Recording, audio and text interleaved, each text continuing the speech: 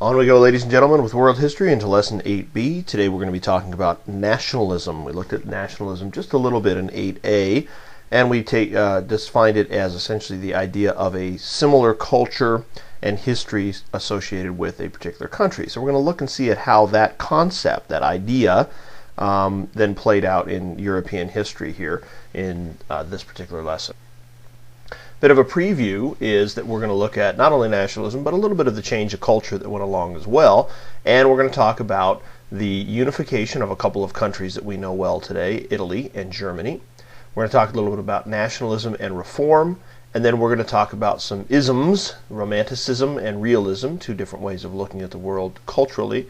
And finally, secularization, how things were broken up in that from church and state, kind of broken up into two main pieces. So that's really what we're going to talk about today.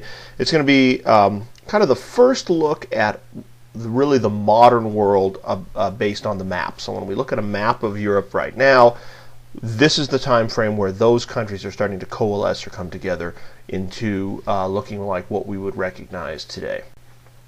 Your reading is going to be the rest of chapter 19, pages 596 to 609. It's about 13 pages. Take a look at those and be ready for that assessment.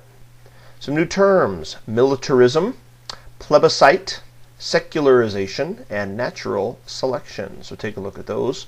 Be looking for those in your reading and during the presentation. So let's talk a little bit about nationalism. And nationalism, again, is the idea that people are bound together based on a common culture. And one of the first places we see it happening is in Italy. Now, if you remember that we talked about Italy a lot back in the Renaissance, and prior to about 1850, Italy was simply a collection of these city-states like Florence or Milan or Rome, and it really wasn't its own country. A couple of very important Italians, Garibaldi and Victor Emmanuel, are nationalists. They combine forces and unite modern Italy into that shape, the boot kicking the soccer ball, if you want to think of it that way, that we recognize today. The new nation is ruled as a constitutional monarchy with a parliament, so based on the British system, very similar to what we see in England. So from Italy, nationalism became a critical piece in Germany as well. Germany also, before about 1960, was not united, and the most important or powerful region of what we consider to be modern-day Germany was something called Prussia. Prussia was kind of eastern Germany, the area that would be on the kind of part of Poland or the Polish border today. And a very important German, a guy named Otto von Bismarck, and here's a picture of him with his cool hat over on the right-hand side of the slide. He's a diplomat from Prussia, and he wants to try to unite all of Germany together. He's a very, very strong leader. He's kind of like an absolute monarch almost that we've talked about, but he's also a very smart politician. He sees ways to do, in terms of politically, he sees what's best for him and what's best for the nation. So in 1866, Germany defeats Austria and takes over lands in the south, the southern area of the country, and it creates something called the German Confederation. German Confederation is focused on local control, so the people in the local areas have the day-to-day control, but strong central leadership. So we have a strong central leader in Berlin, but the people kind of control things locally, kind of like our federal government in Washington and states governments. Kind of basically the same idea. There's also a strengthened German army, and it wants to expand its empire in Europe, so a very militaristic nation. And of course, we see this playing out in World Wars I and II a little bit later. In France, we also see some nation building going on, some nationalism, under the rise or under the leadership of a gentleman named Napoleon III. So this is Napoleon, the original Napoleon Bonaparte's nephew, Louis Napoleon, and he essentially trades on his uncle's name. His name's got a lot of recognition, and certainly the French appreciate that name because it goes back to the time when France was the most powerful country in Europe. So he becomes a big force in French politics, kind of riding off the name. He also is a good politician, and he provides the middle class with an option to support against socialism. Socialism becoming a very important issue in France. He goes more conservative and gives the middle class somebody to look to. He believes in an authoritarian government, but he also believes that government should represent the people and help them.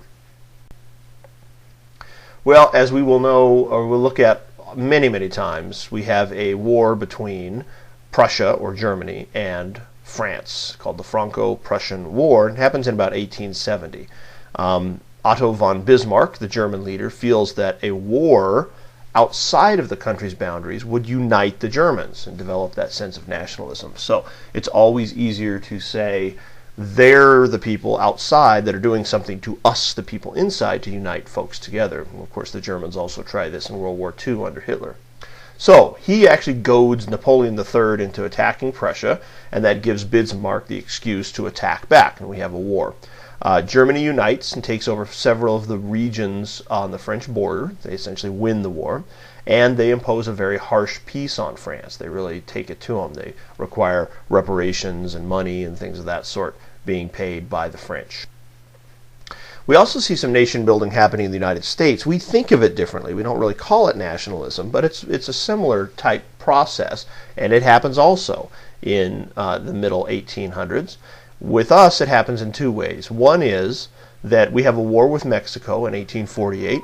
We justify that on nationalistic grounds, that this is us establishing and coalescing our particular country.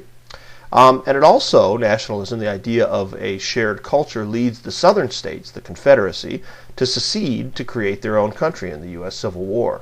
They say, well, we don't consider ourselves part of the United States. We want to have our own country called the Confederate States of America, and so they go off and do that under the name of nationalism.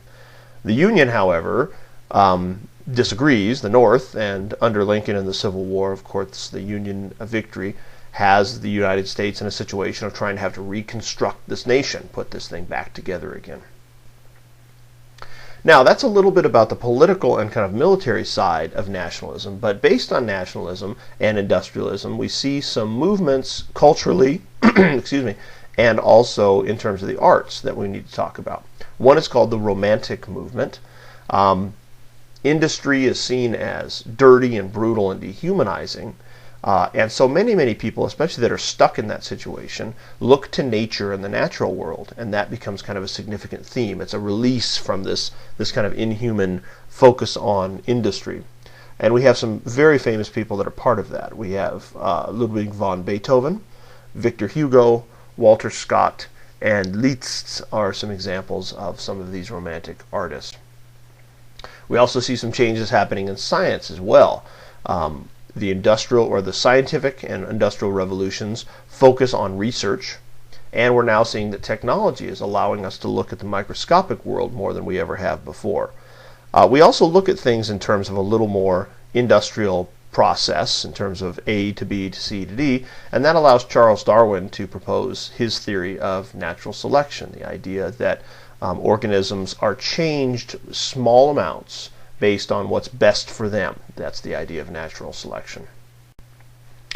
Finally, we also see another ideology or cultural situation that goes on called realism. And realism is essentially the idea of the artists want to take a look at the world and describe it as they observe it. So we have some famous realistic artists, both on things like painting and music, but also in terms of the written word. And one of the most famous is Charles Dickens. Charles Dickens writes books that focus directly on what's going on in society at the time. He looks at lower classes, the poor, and he uses precise and descriptive language. So that's a little bit of information about nationalism and some culture associated with that time frame. And once you finish up this assessment, you will be done with quarter 3. Congratulations. Make sure your project is also due, and we'll talk to you at the beginning of quarter 4.